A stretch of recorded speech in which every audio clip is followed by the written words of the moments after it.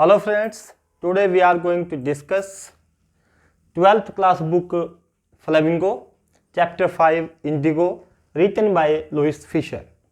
Louis Fisher was born in Philadelphia in 1896 and died in Princeton in 1970. Louis Fisher was a journalist, a writer, and served also as a volunteer in British Army. जो आपका chapter Indigo है वो Louis Fisher की एक book, जो ये biography है महात्मा गांधी जी के बारे में, the life of Mahatma Gandhi, जो पब्लिश हुई थी 1950 में। इस बुक का एक अंश है, एक एक्सर्प्ट है जो आपकी बुक में दिया गया है। इस बुक में महात्मा गांधी के चाइल्डहुड के बारे में, उनकी मैरिज जो एट द एज ऑफ 13 साल की उम्र में हुई थी उसके बारे में, साउथ अफ्रीका में महात्मा गांधी जी ने कैसा लाइफ अपना स्पेंड किया है उसके बारे में, या फिर उनकी मूवमेंट सिविल डिसोबियंस के बारे में बताया गया है। अगर हम इस चैप्टर की बात करें तो इसमें इंडिगो के बारे में बताया गया है। ये इंडिगो क्या है? इंडिगो एक प्रकार की क्रॉप है जिसे हिंदी में नील कहते हैं। भारत की आज़ादी से पहले, before the freedom of India, in Bengal और बिहार, बंगाल में और बिहार में इंडिगो की खेती की जाती थी जो वर्ल्ड लेवल पे फेमस थी। लेकिन उस समय हुआ क्या? उस समय यह हुआ कि इंडिगो की एक और किस्म जो जर्मन ने डेवलप कर ली थी वो थी सिंथेटिक इंडिगो, कृत्रिम इंडिगो, यानी कि आर्टिफिशियल इंडिगो। यह इंडिगो नेचुरल थी जो भारत में बंगाल और बिहार में उगाई जाती थी, लेकिन इसकी जगह एक आर्टिफिशियल इंडिगो को ग्रो कर लिया गया जर्मन ने। और उसके ग्रो करने के बाद एक प्रॉब्लम क्रिएट हुई। वह प्रॉब्लम क्या थी उसी का डिस्कशन इस चैप्टर में दिया गया है। और लुइस फिशर महात्मा गांधी जी से कब मिले थे, कब महात्मा गांधी जी ने इंडिगो के एपिसोड को, जिसको चंपारण एपिसोड भी कहा गया है, उसके बारे में इस राइटर को बताया। ये जानने के लिए हमें अच्छी तरह से जानना पड़ेगा कि चैप्टर में क्या है। The life of Mahatma Gandhi की बुक में जो इंडिगो का जिक्र आता है उससे जुड़ा हुआ है चंपारण एपिसोड। तो लुइस फिशर हमें कैसे बताते हैं कि 1942 में Louis Fischer first time Gandhi ji से मिले। और कहां पर मिले? सेवाग्राम में, जो सेंट्रल इंडिया में महात्मा गांधी जी का एक आश्रम है, उसका नाम है सेवाग्राम। तो सेवाग्राम में गांधी जी को लुइस फिशर मिलने जाते हैं और वहां पर गांधी जी लुइस फिशर को बताते हैं कि उनके माइंड में सबसे पहले ये बात कब आई कि अंग्रेजों को भारत से जाना चाहिए और उनको अंग्रेजों से रिक्वेस्ट करनी चाहिए कि वो भारत को छोड़ करके चले जाएं। 1942 में ये बात महात्मा गांधी जी लुइस फिशर को बता रहे हैं। और कौन सा एपिसोड बता रहे हैं? कि 1917 की बात बता रहे हैं। आपने कंफ्यूज नहीं होना। 1942 में गांधी जी लुइस फिशर को एक एपिसोड बता रहे हैं जो 1917 में 1917 में गांधी जी के साथ हुआ, जिसको चंपारण एपिसोड कहते हैं। और उस एपिसोड के बारे में बताते हुए कहते हैं कि 1916 में लखनऊ में, कहां पर? लखनऊ में गांधी जी एनुअल कन्वेंशन, जो एक अधिवेशन होता है, हर बार किसी भी पार्टी का होता है, साल में एक बार या 2 बार, जैसे भी पार्टीज के रूल होते हैं। तो इंडियन नेशनल कांग्रेस, उस समय आईएनसी बहुत ही बड़ी पार्टी होती थी देश के अंदर, तो आईएनसी इंडियन नेशनल कांग्रेस के द्वारा लखनऊ में 1916 में एक एनुअल कन्वेंशन था जिसमें लगभग 2301 डेलीगेट्स, जो प्रतिनिधि होते हैं, उन्होंने पार्टिसिपेट किया था। और वहां पर गांधी जी कहते हैं कि जैसे ही मैं उसमें पार्टिसिपेट कर रहा था तभी मेरे पास एक व्यक्ति आया और उसने क्या कहा? I am Rajkumar Shukla. उस व्यक्ति का नाम था राजकुमार शुक्ला। और राजकुमार शुक्ला कहां से आया था?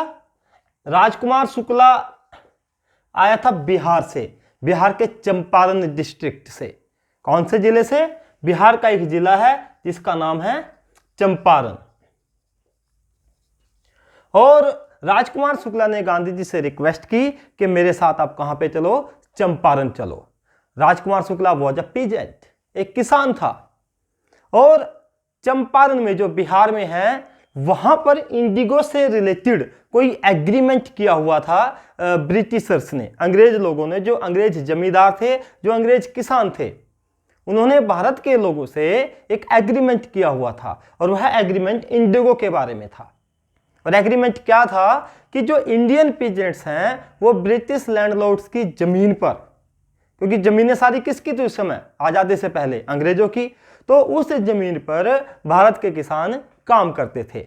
और काम करने के बदले हमें क्या देना होता है, हमें रेंट देना होता है। जैसे आज के समय में भी आप लोग बोलते हैं कि उसको बटाई पर कोई जमीन दे दी गई, किसी को कॉन्ट्रैक्ट पे दे दी गई, तो उसी प्रकार से अंग्रेज जमींदार भारतीय किसानों को जमीन दे देते थे। और वहां पर एक एग्रीमेंट किया हुआ था उस समय, 1917 की बात है ये, उसने एक एग्रीमेंट बनवाया हुआ था। एग्रीमेंट क्या था कि जो भारत के किसान जितनी भी जमीन यूज करेंगे उसके 15% पर या 3/20 एरिया पर क्या ग्रो करेंगे, इंडिगो ग्रो करेंगे। क्या ग्रो करेंगे, इंडिगो। 3/20 मतलब अगर आप इसका रेशियो निकाल लें 5 5 3 जा 15, यानी कि या तो 15% या 3/20, दोनों का मतलब सेम है कि इस पे इंडिगो ग्रो करेंगे और वो इंडिगो ब्रिटिश लैंडलॉर्ड्स को एज अ रेंट दे देंगे। अब एज अ रेंट ये कॉन्ट्रैक्ट चलता रहा, लेकिन समय के साथ साथ क्या हुआ कि जर्मनी ने सिंथेटिक इंडिगो ग्रो कर लिया। सिंथेटिक मतलब आर्टिफिशियल। और अब इस नेचुरल इंडिगो की डिमांड कम हो गई।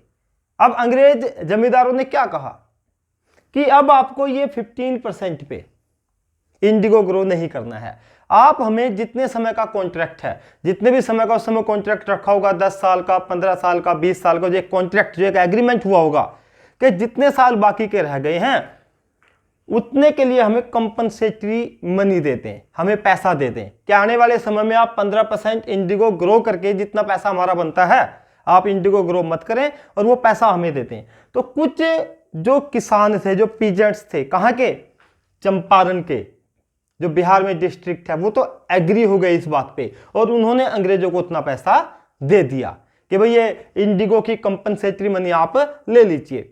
कुछ लोग जैसे राजकुमार शुक्ला एग्री नहीं हुए, क्योंकि ये बात सारी जगह फैल चुकी थी कि जर्मनी ने सिंथेटिक इंडिगो ग्रो कर लिया है और इस वजह से हमारी इंडिगो की डिमांड खत्म हो गई है, और तभी अंग्रेज लोग हमसे इसका कंपनसेशन मांग रहे हैं।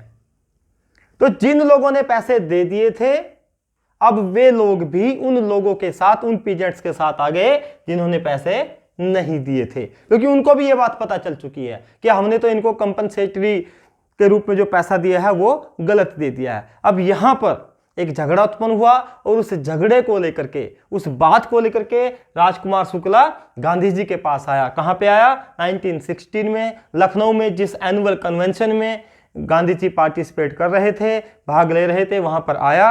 और राजकुमार शुक्ला को किसने बताया, किसी ने इसको कह दिया कि अगर तुम्हारी ये समस्या है तो तुम्हें किसके पास जाना चाहिए, स्पीक टू गांधी, गांधी जी से जाकर के बात करो। और आज राजकुमार शुक्ला यहां पर गांधी जी से इस बारे में बात करने आया है।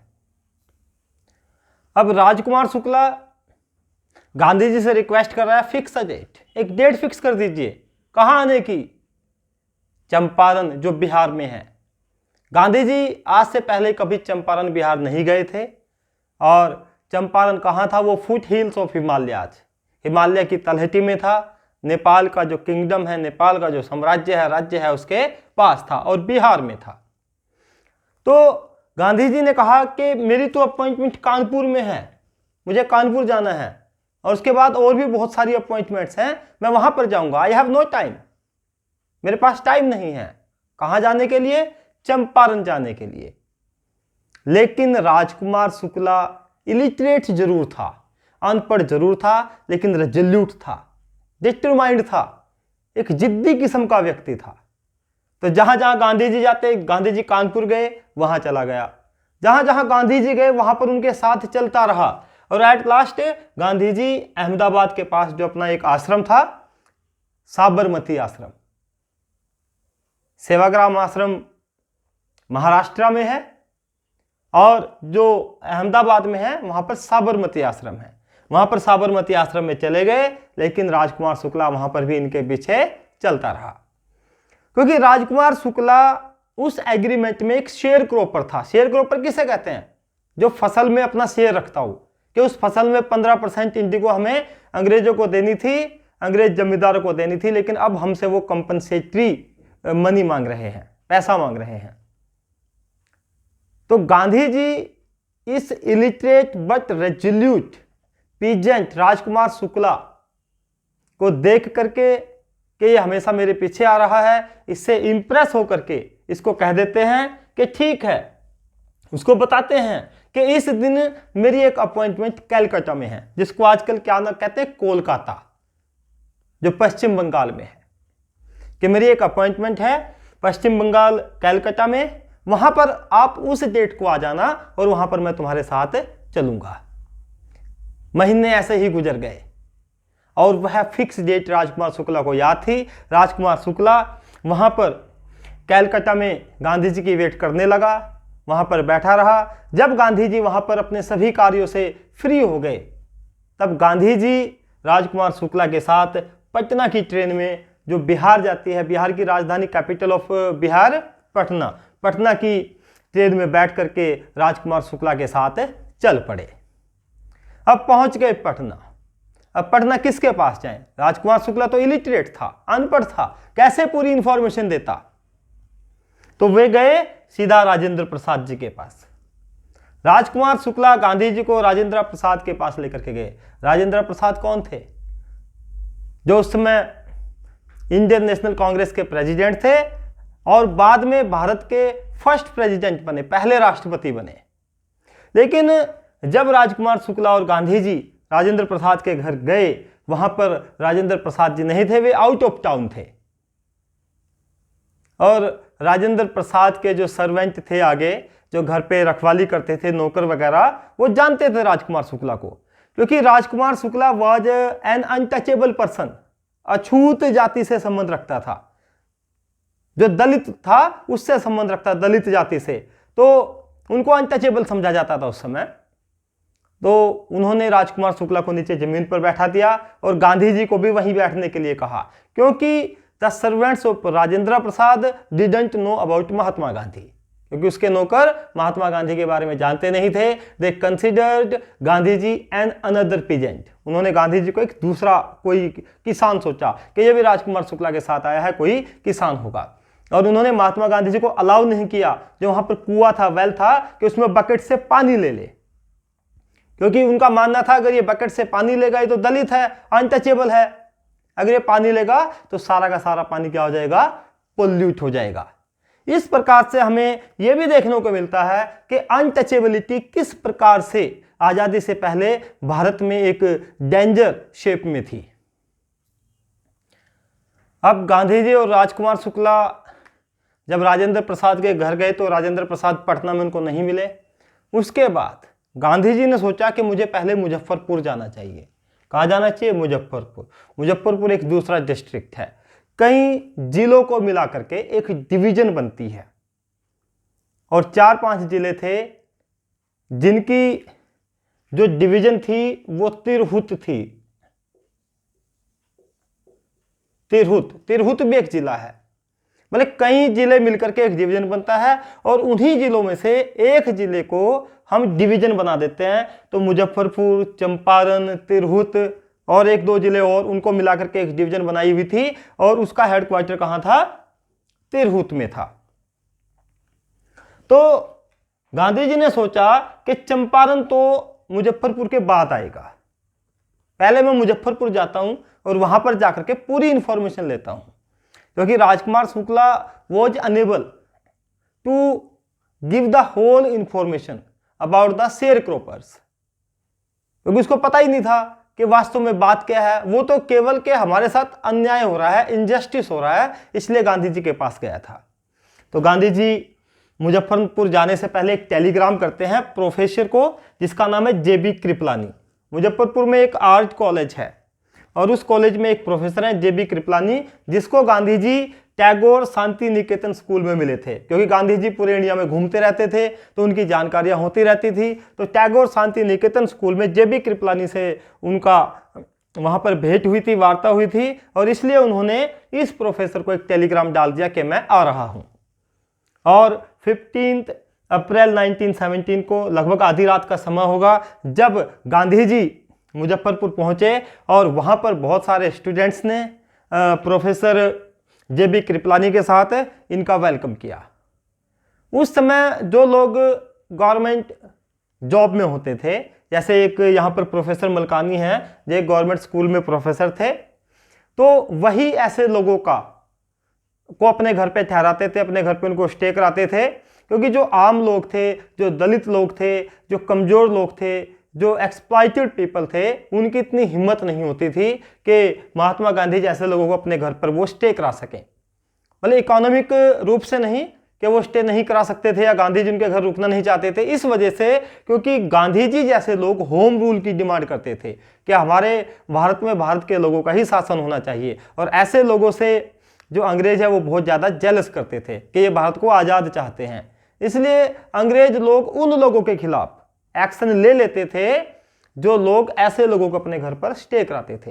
तो ऐसे लोगों को, जो मजबूत और अमीर लोग होते थे, वही अपने घर पर स्टे कराते थे। 2 दिन प्रोफेसर मलकानी के घर पर टिके, और वहाँ पर लॉयर्स से गांधी जी ने जो शेयर क्रॉपर्स का मैटर था, जो वो एग्रीमेंट था इंडिगो का, उसकी पूरी जानकारी ली, और वकीलों ने बताया कि किस प्रकार से हम इनके केस को कोर्ट में पेश कर रहे हैं, कोर्ट में इनके केस को रिप्रेजेंट कर रहे हैं, और अपनी फीस के बारे में बताया कि हम इनसे ये फीस भी ले रहे हैं।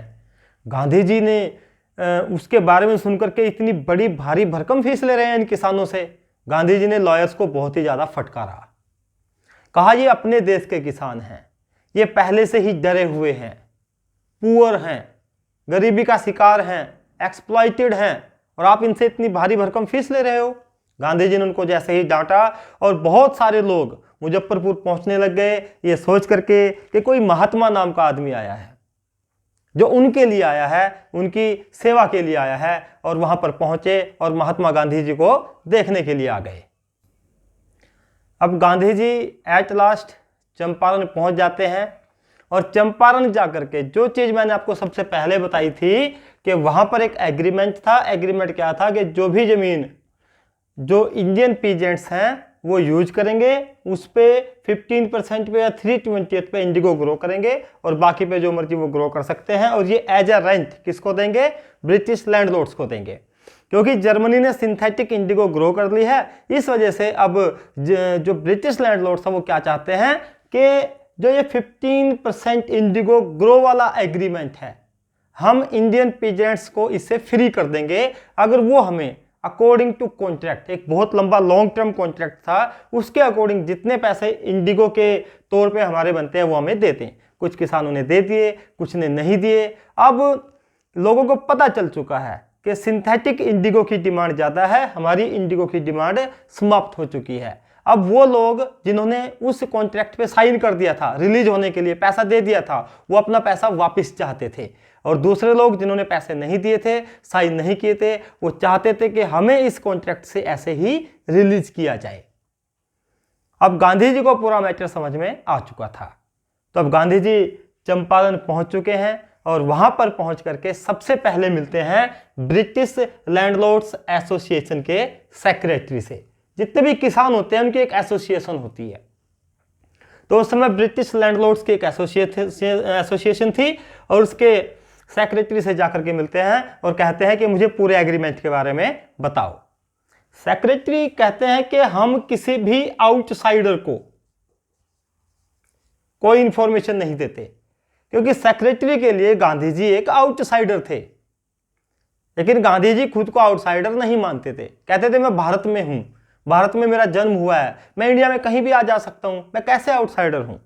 इसके बाद गांधी जी तिरहुत डिवीजन के कमिश्नर के पास गए।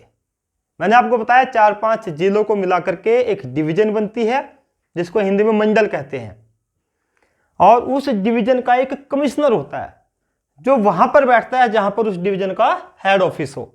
तो तिरहुत में डिवीजन बनाई हुई थी, वहां के कमिश्नर को जाकर के मिलता है और पूरी बात से उसको रिपोर्ट करता है कि इस प्रकार से किसानों के साथ हो रहा है। कमिश्नर भी गांधी जी को धमकाने की, अपनी धौंस जमाने की उसके ऊपर कोशिश करता है, लेकिन गांधी जी बिल्कुल भी नहीं डरते।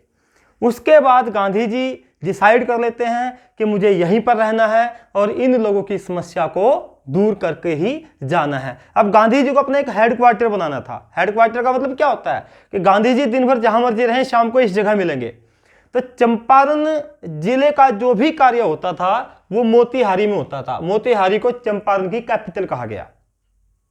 तो मोतीहारी में एक हेडक्वार्टर गांधी जी ने बना लिया और वहां पर पूरी रिपोर्ट्स तैयार करने लगे। अब गांधी जी को अपने हेडक्वार्टर पे बैठे बैठे पता चला कि पास के ही एक गांव में अ पीजेंट वाज माल ट्रीटेड, एक किसान के साथ बहुत बुरा बर्ताव हो रहा है।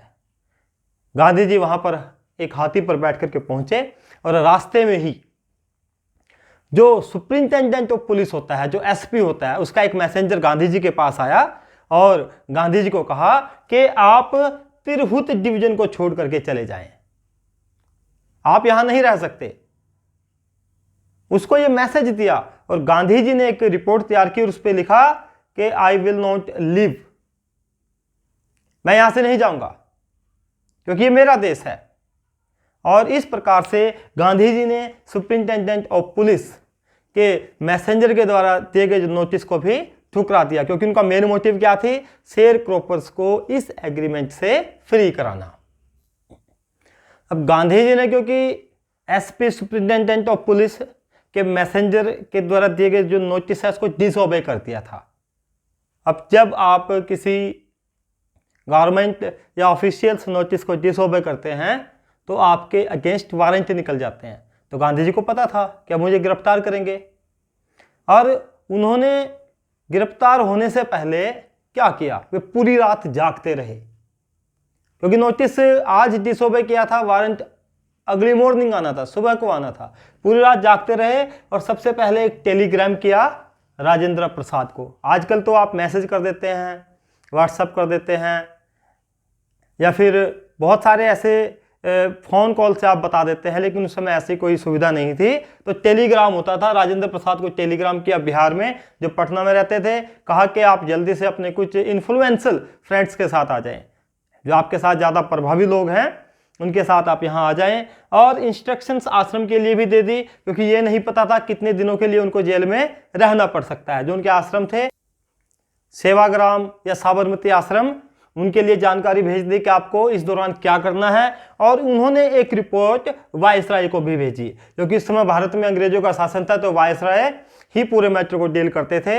एक वायसराय को रिपोर्ट भेज दी और उसके बाद इनको अगली सुबह जब लोगों को पता चला कि गांधी जी को गिरफ्तार किया जाएगा, मोतीहारी जहां पर इनका हेडक्वार्टर था, वहां से लोगों को इनको ले जाया गया और कोर्ट में पेश करने के लिए इनको आगे आगे कर लिया गया। पीछे पीछे पूरी पब्लिक, पूरा का पूरा मोतीहारी क्या हो गया, ब्लैक। ब्लैक का मतलब ये नहीं कि वहां पर कलर ब्लैक हो गया था, मतलब कि वहां पर इतने लोग थे कि उनके सर, जो उनके हेड थे, जिनके सर थे, वो काले दिखाई दे रहे थे। सर पे जो बाल होते हैं, भीड़ ही भीड़ थी। पूरा का पूरा माहौल इतना गरमरा गया था कि वहां पर काफी ज्यादा लोग इकट्ठे हो गए थे। अब इतनी भीड़ को देख करके जो ऑफिसर्स हैं वो बैफल्ड हो गए, कंफ्यूज हो गए कि how to control the crowd, crowd को कैसे कंट्रोल करें। गांधी जी ने उनकी हेल्प की।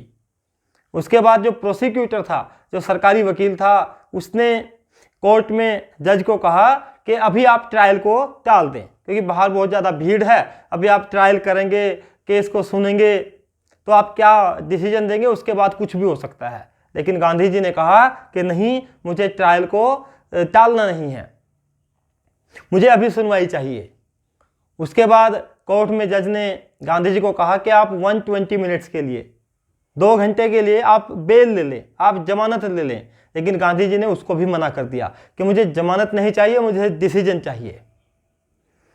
उसके बाद गांधी जी को बिना बेल के ही छोड़ दिया गया।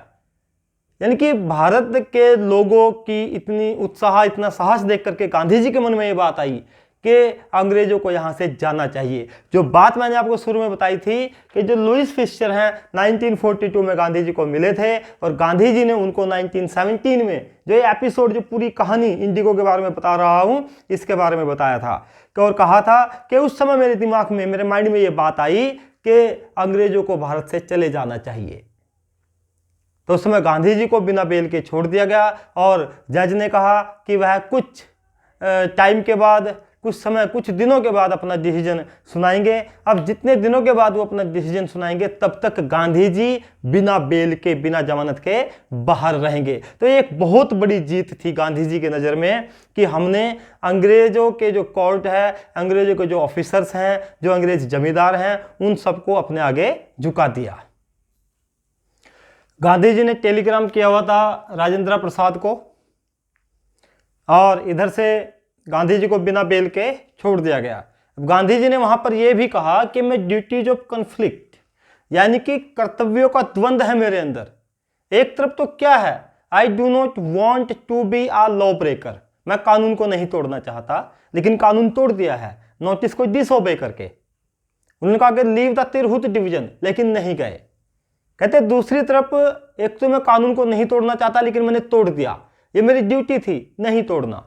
और दूसरी तरफ क्या है, जो ह्यूमैनिटी है, जो मेरे देश के लोग हैं जिनके साथ इनजस्टिस हो रहा है, उनके लिए मैं लड़ना चाहता हूं। तो ये दो ड्यूटी हैं, इनके बीच में मैं फंसा हुआ हूं, लेकिन मैंने अपनी आत्मा की आवाज़ सुनी है, वॉइस ऑफ कॉन्शियस। मैंने अपनी आत्मा की आवाज़ सुनी है और मैं इन किसानों का साथ दूंगा, लेकिन बिना किसी विद्रोह के, बिना किसी हिंसा के, अहिंसा के मार्ग पर चलकर मैं इनका साथ देना चाहता हूं। उधर से राजेंद्र प्रसाद, ब्रिज किशोर बाबू, मौलाना मजहरुल हक, क्योंकि राजेंद्र प्रसाद को कहा था कि कुछ लोगों को लेकर के आना, तो वे इन लोगों को लेकर के आए। बहुत सारे लोग इनके साथ आए और आकर के उन्होंने गांधी जी के साथ बात की। अब गांधी जी ने कहा कि कुछ दिनों के लिए केस तो टल गया है, लेकिन हो सकता है मुझे जेल जाना पड़े। जब मैं जेल चला जाऊंगा उस कंडीशन में आप लोग क्या करेंगे?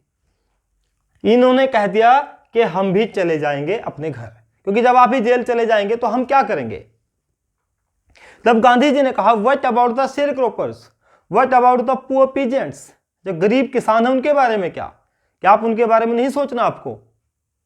तब राजेंद्र प्रसाद, ब्रिज किशोर बाबू और बहुत सारे लोग आपस में डिस्कस करते हैं और कहते हैं कि गांधी जी जो गुजरात से हैं, बिहार से, जिनका कोई लेना देना नहीं है, वो यहाँ पर आए हैं, स्ट्रेंजर हैं, अननोन हैं इन लोगों से, लेकिन फिर भी इनकी हेल्प के लिए आए हैं और हम यहीं हो करके इन किसानों की मदद नहीं कर रहे हैं। तब वे सब लोग आते हैं और गांधी जी को कहते हैं कि हम केस लड़ेंगे, हम आपके साथ हैं। और गांधी जी ने तब पहली बार कहा कि चंपारण बैटल इज वॉन, कि जो चंपारण का युद्ध है वो जीत लिया गया है। क्योंकि गांधी जी सोचते थे जब सब लोग एक साथ हैं तो हमने ये एपिसोड जीत लिया है। ये बात लुईस फिशर को बताते हैं, 1942 में अपनी पूरी कहानी एक्सप्लेन कर रहे हैं। और उसके बाद गांधी जी को एक कोर्ट का समन मिला, जज का, क्योंकि मजिस्ट्रेट ने केस को टाल दिया था, लेकिन एक समन मिला। और समन में क्या था कि जो उस समय के लेफ्टिनेंट गवर्नर थे, उस समय लेफ्टिनेंट गवर्नर होते थे भारत के, कि जो लेफ्टिनेंट गवर्नर हैं सर एडवर्ड गेट, उन्होंने कहा है कि इस केस को ड्रॉप कर दिया जाए, इस केस को आगे नहीं चलाया जाए, गांधी जी को ऐसे ही फ्री कर दिया जाए। और गांधी जी इस बात से बड़े खुश थे कि उनको ऐसे ही फ्री कर दिया गया। लेकिन कुछ दिनों में ही गांधी जी को सर एडवर्ड गेट, जो लेफ्टिनेंट गवर्नर थे, उनकी तरफ से एक समन मिला कि मेरे से आकर के मिलो। अब गांधी जी ने फिर वकीलों को कहा, लॉयर्स को कहा कि हो सकता है मुझे जेल हो जाए, मेरे को इसी वजह से बुलाया हो एडवर्ड गेट ने, क्योंकि केस टल गया है, कुछ शांति हो गई है, तब मैं वहां जा रहा हूं, तुम पीछे से ऐसे ऐसे करके केस को जरूर लड़ना। और Gandhi ji sir Edward gate के पास पहुंच जाते हैं। 4 लॉन्ग मीटिंग्स, 4 प्रोट्रैक्टेड मीटिंग्स, बहुत लंबी लंबी मीटिंग चली एडवर्ड गेट के साथ। किसकी? गांधी जी की। और उन मीटिंग के बाद एक डिसीजन लिया गया कि एक ऑफिशियल कमीशन बना दिया गया, एक कमेटी गठित कर दी जाए। उस ऑफिशियल कमीशन में कुछ ब्रिटिश लैंडलॉर्ड्स होंगे, कुछ गवर्नमेंट के ऑफिसर होंगे, और भारत की तरफ से कौन होगा? इन पीजेंट्स की तरफ से कौन होगा? Only the soul representative Mahatma Gandhi ji, केवल भारत के किसानों की तरफ से उस मीटिंग में, उस ऑफिशियल कमीशन में गांधी जी ने भाग लिया। और गांधी जी उनके साथ बहुत दिनों तक बात चलती रही, 6-7 महीने गुजर गए और आखिरकार उस मीटिंग से एक रिजल्ट निकल करके आया। क्योंकि गांधी जी ने पूरे के पूरे रिपोर्ट्स तैयार करके कम से कम 10,000 पीजेंट्स की ग्रीवेंसेज ली, उनकी बातें कि किसको क्या डाउट है, किसके क्या ऑब्जेक्शंस हैं, किसके क्या एलिगेशन है, वो सब लिए और मीटिंग में वहां पर रखे। मीटिंग में एक चीज सामने आई कि जो अंग्रेज जमींदार थे, जो ब्रिटिश लैंडलॉर्ड्स थे, उन्होंने कहा कि चलो ठीक है, हम अपनी गलती मानते हैं, हमारी गलती है, हम इन किसानों को रिलीज करते हैं, कोई बात नहीं, लेकिन इनको कितना % वापस चाहिए, क्योंकि कुछ पेजेंट्स ने तो इंडिगो के केस में उनको पैसे दे दिए थे उस कॉन्ट्रैक्ट से रिलीज होने के लिए, तो कितने % चाहिए। अब कुछ लोगों को लगा था कि गांधी जी डिमांड करेंगे 100% की, क्योंकि ब्रिटिश लैंडलॉर्ड्स बहुत क्लेवर थे कि ये 100% कहेंगे, हम नहीं देंगे, केस और लंबा खींचेगा। गांधी जी ने कहा हमें चाहिए 50%, जितना किसानों ने आपको पे कर दिया है उसका 50% दे दीजिए। ब्रिटिश लैंडलॉर्ड्स हैरान हुए, लेकिन केस को क्योंकि लंबा खींचना था, कहने लगे कि हम देंगे केवल 25%, जिससे कि केस और लंबा चले। लोगों ने सोचा गांधी जी अड़ जाएंगे, Gandhi ji will be N adamant, लेकिन गांधी जी ने कहा ठीक है, इट्स ओके, दीजिए 25%। और 25% गांधी जी क्यों मान गए, माइंड में यह बात आती होगी कि इतना लॉस हो गया, पहले 100% की डिमांड करनी चाहिए थी, डिमांड ही 50% की है, लेकिन उसके बाद उन्होंने कहा कि 25% देंगे और गांधी जी उस पर ही एग्री हो गए। ऐसा क्यों? क्योंकि गांधी जी अंग्रेजों को झुकाना चाहते थे, गांधी जी के लिए मनी वॉज नॉट इंपॉर्टेंट, तो इस वजह से गांधी जी 25% पे ही एग्री हो गए थे। और इस प्रकार से गांधी जी लुईस फिशर को बताते हैं कि हमने कैसे चंपारण एपिसोड को अपनी तरफ किया, और मेरे मन में एक बात आई कि जो अंग्रेजों क्विट इंडिया, के भारत को छोड़ दो। गांधी जी ने जो शेयर क्रोपर्स इंडिगो एग्रीमेंट था उसको तो फिनिश कर दिया, लेकिन गांधी जी केवल एक ही एस्पेक्ट को नहीं देखते थे। वो एक बहुत ही ग्रेट पर्सनैलिटी थे, वे पॉलिटिकल या इकोनॉमिकल चीज़ों को ही ऑब्जर्व नहीं करते थे, वे वहाँ की जो हेल्थ कंडीशंस हैं, जो वहाँ की एजुकेशनल प्रॉब्लम्स हैं, उनको भी ध्यान में रखते थे। और चंपारण की जो एजुकेशन वहाँ पे लोगों को दी जा रही थी उसे वे संतुष्ट नहीं थे, वहाँ पर लोग अनपढ़ ज़्यादा थे, इसलिए उन्होंने महादेव देसाई और नरहरि पारिक जो टीचर्स थे उनको बुला लिया। ये दोनों महात्मा गांधी जी के डिसाइपल थे, डिसाइपल मतलब इनके शिष्य थे। ये अपनी पत्नियों के साथ, अपनी वाइफ्स के साथ वहाँ गए। महात्मा गांधी जी के youngest son Devdas, mister Devdas भी वहाँ पर पहुँच गए, और 6 गाँवों में प्राइमरी स्कूल्स खोले गए जिनमें एजुकेशन का काम स्मूथली चला। गांधी जी की वाइफ कस्तूरबा भी वहाँ पर जो है पहुँच गई, और वहाँ की महिलाओं की जो क्लीनलीनेस है, साफ सफाई की जो बात है, जो हाइजेनिक, पर्सनल हाइजेनिक की जो बात है, उसको देखने का काम किसने देखा? कस्तूरबाई ने देखा। वहाँ की बहुत सारी प्रॉब्लम्स जैसे डिजीजेस, बहुत सारे रोग थे, उनके लिए गांधी जी ने क्या किया, आइए देखते हैं। जैसा कि आपको बताया कि गांधी जी हर चीज़ को ध्यान रखते थे, उन्होंने कस्तूरबाई को, जो उनकी पत्नी थी, उसको कहा कि आप इन महिलाओं की पर्सनल हाइजेनिक को देखिए, इनके सैनिटाइजेशन, सैनिटरी कंडीशन को देखिए और उसको ठीक कीजिए। तो कस्तूरबाई ने देखा कि महिलाओं के पास केवल एक ही साड़ी है।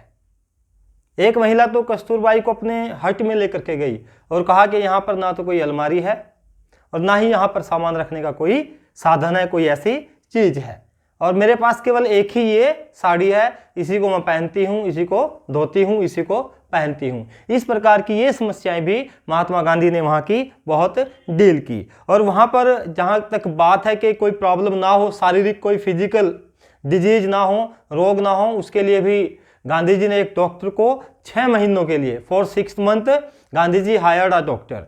और इस डॉक्टर ने क्या किया, वहाँ पर 3 दवाइयाँ मुख्य रूप से प्रयोग की गई, एक तो कैस्टर ऑयल, एक कुनीन और एक ऑइंटमेंट। अब जो प्रॉब्लम होती थी उसी के हिसाब से दवाई देते थे। अगर किसी की कॉटेड टंग है, किसी की टंग में छाले पड़ गए हैं, तो उसको कैस्टर ऑयल की डोज दी जाती थी। और अगर किसी को मलेरिया हो गया है, क्योंकि इस समय मलेरिया बहुत ज़्यादा होता था, उसको कुनीन और कैस्टर ऑयल इन दोनों की डोज मिला करके दी जाती थी। अगर किसी को स्किन प्रॉब्लम्स हैं, स्किन इरप्शंस हैं, स्किन में कोई एलर्जी हो गई है, तो उसको जो है ऑइंटमेंट और कैस्टर ऑयल दोनों मिला करके दिए जाते थे। इस प्रकार से गांधी जी ने वहाँ की सभी समस्याओं को देखा। और गांधी जी के शिष्य न केवल भारत के लोग ही होते थे, विदेशों के लोग भी उनके डिसाइपल्स बनते थे, उनके शिष्य बनते थे, उनके फॉलोअर्स थे। उन्हीं में से एक नाम है Charles fryer Andrews. Charles fryer Andrews जो एक अंग्रेज थे, इनकी ड्यूटी अब फिजी में लग गई थी, फिजी आइलैंड में। लेकिन फिजी जाने से पहले ये गांधी जी से मिलकर जाना चाहते थे। गांधी जी के पास आए और उनसे मिलकर जाने लगे। तो कुछ लॉयर्स ने, जैसे राजेंद्र प्रसाद और बृज किशोर, इन्होंने गांधी जी से कहा कि हम अपने देश की समस्याओं को सुलझाने के लिए इन जैसे अंग्रेज लोगों की मदद ले सकते हैं, क्योंकि ये तो आपको फॉलो करते हैं। लेकिन गांधी जी ने मना कर दिया। उन्होंने कहा कि हमें सेल्फ रिलायंस होना चाहिए, हमें सेल्फ डिपेंडेंट होना चाहिए। हम जो ये अनइक्वल एक फाइट है अंग्रेजों के साथ, अगर हम इसमें अंग्रेजों की मदद लेंगे तो ये हमारे लिए ठीक नहीं होगा, हमारे लोगों के लिए ठीक नहीं होगा, उनके अंदर जो है कॉन्फिडेंस नहीं आएगा। और राजेंद्र प्रसाद जैसे वकील जो भारत के पहले राष्ट्रपति भी बने, गांधी जी के आगे नतमस्तक हो गए, उनकी इस बात को उन्होंने मान लिया। इस प्रकार से गांधी जी ने बताया कि कैसे हमारे अंदर एक ऐसी भावना आई कि हम भी आज़ाद हो सकते हैं। वो एपिसोड था 1917 का चंपारण एपिसोड, जो एक टर्निंग पॉइंट साबित हुआ भारत की आज़ादी में and in the life of Mahatma Gandhi. और ये सारा का सारा जो इंडिगो चैप्टर है, ये लुईस फिशर की book the life of Mahatma Gandhi से लिया गया है, जिसमें लुईस फिशर ने महात्मा गांधी के साथ हुए एक इंटरेक्शन में जो 1942 में हुआ था, उसको यहाँ पर लिखा है। आई होप आपको पूरा चैप्टर समझ में आ गया होगा। आप अगर अभी तक चैनल को सब्सक्राइब नहीं किया है, सब्सक्राइब करें, वीडियो को लाइक करना और इस पर कमेंट करना मत भूलिएगा। कोई भी डाउट है कमेंट बॉक्स में लिख दीजिए। Thank you, have a nice time.